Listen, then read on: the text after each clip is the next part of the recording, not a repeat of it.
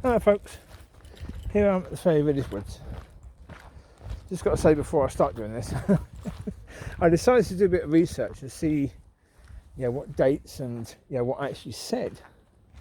That when God said to me, what God told me things, I wrote to my friend on Facebook and I thought, okay, have a look and see the dates and what I said. Oh my God, amazing, absolutely amazing. What actually happened at that time, I didn't quite realise exactly what happened. So I'm going to share some of this now. So, of course, I've shared before. When I was at LL the second time, that was on the 24th of September. And that's when God said, you're ready. So, it started a few days after that. That amazing love was in me for this woman. And then, on the 24th of October, I found out she was married. So exactly 1 month after I was told you're ready, I found out that she was married. So, right. Then, on the 26th so 2 days later, that's when God said 8 months.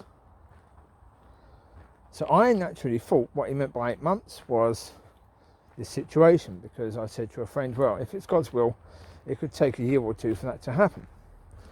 And then the very next morning, 8 months. So I thought that's what it meant. But then the very next day, that's when God said that the Word of God is a guidebook to a relationship with Father. And once you reach that destination, you don't need the Word anymore. Not just so you don't need the Word, you don't need a pastor, you don't need a teacher. You don't need any of that. That was a day later. A day later, God was telling me what the 8 months was supposed to be about. Really, he was saying at the end of the 8 months, this is what you're going to be. You're going to have that relationship with Father. You're going to be a son at the end of that 8 months. So, yeah. Well, I got the dates to the other things he said as well, but I thought that was important. But that little bit of information, the fact that God said that a day after, just incredible. Just phenomenal. And as I say, think about it in that sense. Really it is very much a case that if you start walking in this path, you're developing your relationship with Father and understand you're coming through Yeshua to Father, then you do not need a pastor. You do not need a teacher. You do not need a church anymore. The only reason why you might need a church is if you're called to minister in the church. You don't need the support or the fellowship of those people anymore, because you have a one-to-one relationship with Father God. All that other stuff, earlier I did the video about the things that could be bad for you. Yeah, church could be therefore be bad for you, because church as we know it is not in God's will or God's ways. That's one of the things that is not of God. So therefore, avoiding that is pretty important if you start walking that path, because all you're going to get from those people, I've said it before, they're just going to say this isn't of God and you shouldn't be doing this, and show me in the Bible where this says this is true, and etc, etc, etc. Yeah, they're going to be doing that because they truly believe that what they're in is what they should be in. They wouldn't be doing it otherwise. If they understood what they're doing, if they truly understood what they were doing, they wouldn't be doing it. Right? They don't understand that. Well, as I said, the way the church is, and the way the church is demonic, because the church is basically trying to keep people as babies. You're supposed to go through Yeshua as you mature into a relationship with Father. So, what do you need to mature? You just need a basic understanding, that's all. You don't need a tremendous understanding, because, there's nothing about the world, the Word, the Bible, that God can't teach you himself. And you can still be reading that while spending time with Father, if you still need to read more of that. So, yeah.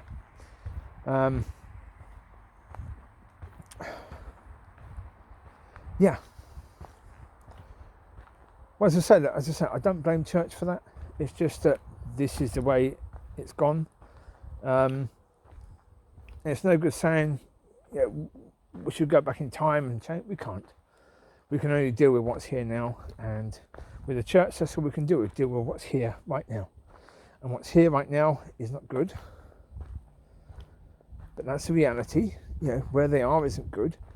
But most of those people, if not all, certainly in some churches all, in others most, they can certainly come through Yeshua into a relationship with the Father. Because that is the way now. That is the way now. I am absolutely convinced that is the way now. I mean, I tell you, I've had some tough days. Because, you know, God told me to rest, and I thought that maybe I was coming out of this time of not resting. And I've been talking recently about, you know, where our lives should reflect the amazingly wonderful God that we have. And I've been asking God about that, about doing things that I've been trusting Him for a long time to do. And then I believed He's going to do it, and He doesn't. I believed He's going to do it, and He doesn't. And I've been quite defeated about that. Well, then, as I say, today, God said, have a look. You know, see when those things happened. And it's like, wow. Absolutely beautiful. Just stunning. You know, when you see that, just amazed that it was a day later.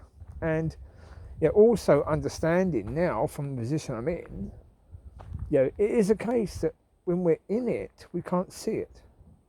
Because to me, I just come out of that situation of realising that this woman that I feel absolute and complete love for is married. And that God has basically encouraged me to be in love with someone who's married, which was horrendous. And that was at tippy top of my mind. Absolute tippy top. This 8 months to me was about that. Everything else was sort of, okay. Father, you're telling me about the word, is the guidebook to a relationship with you. That's nice. But, can we get on to the, her situation? Making sure I'm ready for her. And ready for that in whatever amount of time we're going to start getting together. And, that was my priority. And it's like, silly boy. Silly boy indeed. However, I've said in videos recently that, that time really did speak to me about the fact that God was still showing me about a marriage that I could have. And I was saying to Father, look, I really want that. I understand what Paul says about being single. I understand that maybe, just maybe, I could serve you better being single than married. But I really don't think that probably is true. I think I can serve you better with someone else by my side where we're doing it together. I think we can probably do a better job that way. Encouraging each other, enhancing each other. I think we can do a far better job that way. And so I said to God about it. And God said, oh, you'll still have a wife. And I said, how soon? God said soon. But then for a while I was still getting, it's still going to be the same woman. And I said, no. No way, shape or form. No. Well, first of all, if that's going to be the case, and it could still take another, 3 or 5 years, I'm not willing to wait that long. And I said to God, how long? Until I get married. And God said 4 months. So that's what I thought God said. So therefore, last night I was speaking to God about that. And I said, oh, so you're talking October? I said, well, you told me this late June, so you're talking late October. I said, so it'd be in the last week, basically.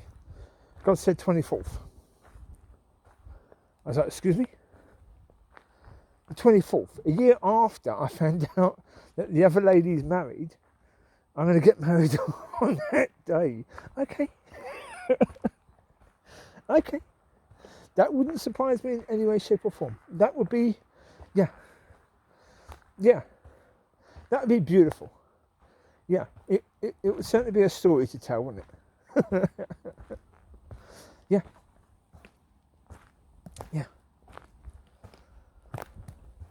Oh yeah.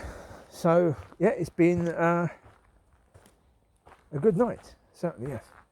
Today, though, I've been so flipping tired. So incredibly tired today. I really have. I've kipped, 3 times already today? Yeah, that's not normal. Normally, it's nowhere near that amount, but today, 3 times.